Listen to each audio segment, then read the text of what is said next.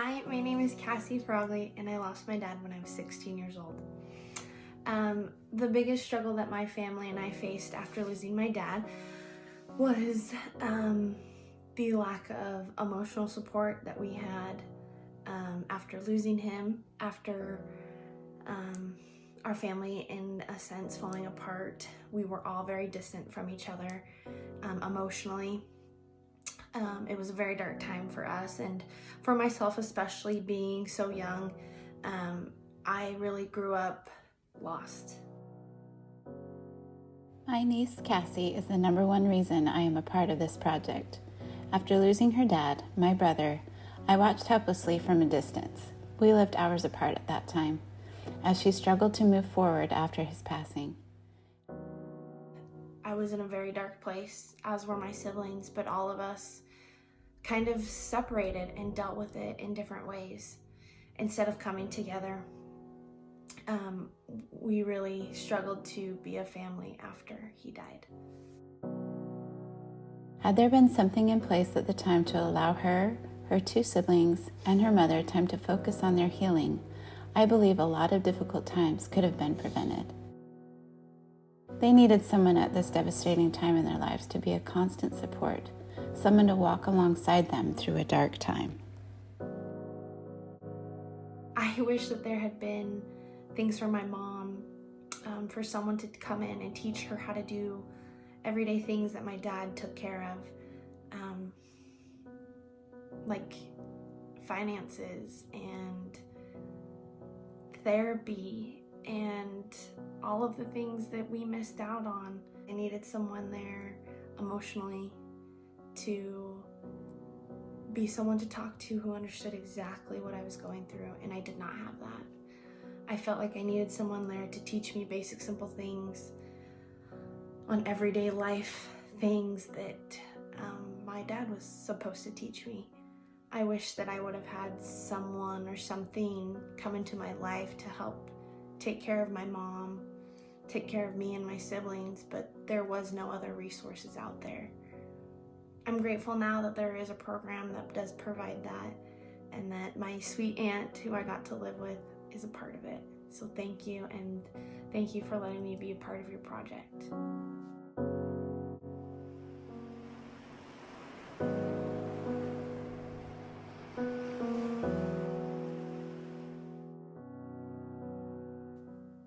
Hi, we're the Sladeks. I'm Avery Sladek.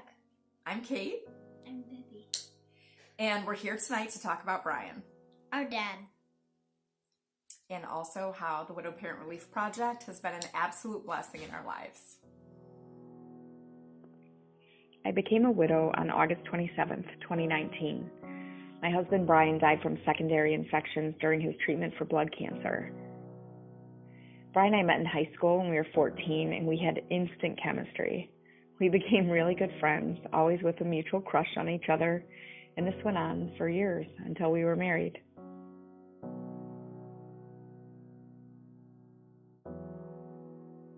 His story includes an on-again, off-again battle with blood cancer that spanned 2 decades, and I was with him in a major capacity through each occurrence, as close friends, newlyweds, parents of toddlers, and also new homeowners. The summer of 2019, Bri had a lengthy, horrific hospitalization, and I was living between the hospital and home. Our parents were taking care of the twins when I was with him, and it was during this time that I myself was diagnosed with breast cancer.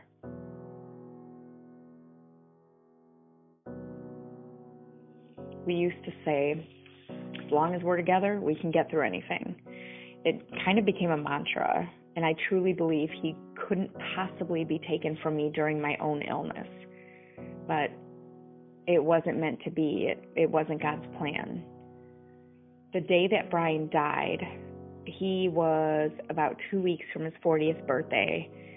It was just days away from our 12th wedding anniversary, and the kids were 5 and a half.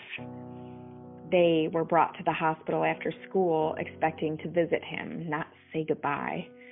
And the whole thing is a blur, but I remember Vivi's face going through this range of emotions and Avery's little body collapsing on my lap as I told them that Daddy's body stopped working. I somehow kept it together at the time. But leaving the hospital, it hit me like a ton of bricks. I recall attempting to walk through the ICU doors after leaving him for the last time. And my thought was, he's never coming home again. To say I was distraught is an understatement. People have asked me over time what widowhood is like for me. Nothing can adequately describe the pain of Bry's absence. Not having him was losing my entire world as I knew it. It's surreal. I found out what it meant to cry your heart out, to feel your heart actually breaking, to experience a sadness so intense that you feel it in your bones. It's this constant heaviness that I felt with every step, every movement, every single breath, and worse, at every wake up. When Bry died, I was 2 rounds into my own treatment, and admittedly, there was this arduous period that I could have cared less about my own cancer. Self-care went out the window. My grief and missing him, it was just all-consuming, and I remember thinking, if I live through this, well, good, I'll be here for the kids. And if not, then I'll be with him again. And that was actually pretty appealing. What people don't see is the crying in the shower, the screaming in the car, trying to grasp anything that was him, sitting in the closet, touching and smelling his clothes, poring over his journals. I couldn't, for a long time, listen to music or watch our TV shows. I couldn't go to certain restaurants or stores or drive most roads. And after the kids were down for the night, I'd veg on the couch for a long time. It became habit just to avoid bed. And eventually I'd fall asleep while half pleading, half chanting, "Help me, God, help me, God, help me, God." And I'd wake up every morning to the tissue-covered floor to face the nightmare all over again, every morning for 5 months straight. That's how it was early on for me. Grief is paralyzing. Widow fog is also a very real thing. It's a coping mechanism where the brain attempts to shield itself from the pain of significant trauma or loss. I constantly felt frazzled and spacey, anxious and preoccupied, indecisive, and that's the short list. In the first year, I was definitely in survival mode. I was taking life an hour at a time, even a minute at a time.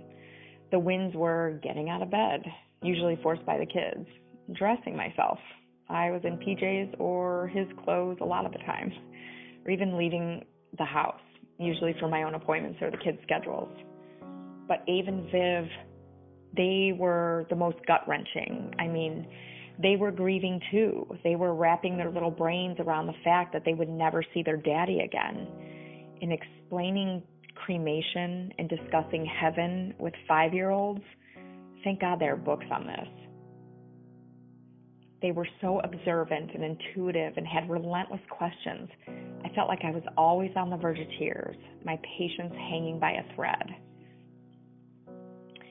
Losing a spouse affects everyone around you. The kids, your parents, your pets, friends, relatives, neighbors, coworkers, classmates. There's an obvious awkwardness or nervousness about how or when to jump in to help, and even what that help looks like. People would ask what we needed or say, "Please call if I can do anything." But I just felt like a zombie trying to function, and I know that they meant well, but I simply didn't have the energy to talk or to reach out, and I surely couldn't decipher what I needed when. Luckily, in the weeks and months after Brian died, help just seemed to show up. Our parents came over almost daily. Our community had a meal train. Groceries and gas cards were dropped off. Play dates were organized. A landscaping service was arranged. Wine or dessert just showed up on the doorstep. And distant old friends, Siege and Kel, even set up a cleaning service.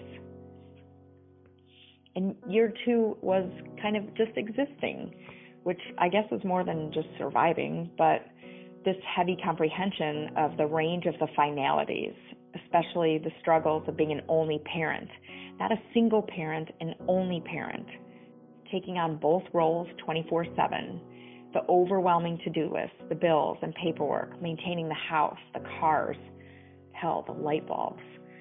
This second year, I found that the agonizing physical pain and constant questioning from the kids had subsided, but there were still many moments or days of feeling numb and uncertain, and sleep remained a terrible challenge. I did recognize that self-care was super important, but it was difficult. I found it near impossible to do anything nice for myself. It just always took a backseat. It was not a priority. And there was also a notable fear regarding my direction and purpose. Should I stay in our home? Should I downsize? Make that job change? I was the only one to make the decisions now, big and small, and it was daunting, and it still is. Currently, I'm 2 years and 8 months out, and life looks different these days, but grief is still a process. I'm neither surviving nor existing, but feel like I've emerged from a heavy fog. I'm making strides to move forward, not on, but forward, and I'm faithful, I'm hopeful, yet still have this kind of lingering overwhelm that I feel like might always be there. When Brian died, I had no idea what I needed or how I was going to survive, much less help Ave and Viv continue to thrive. But there's no doubt in my mind that Bri had a heavenly hand in reconnecting me with the Arrigos. And I can't wait to share with you how the support of the Widowed Parent Relief Project has helped save my sanity. And as a result, given my kids more confidence in their mommy and the peace of mind they so desperately need.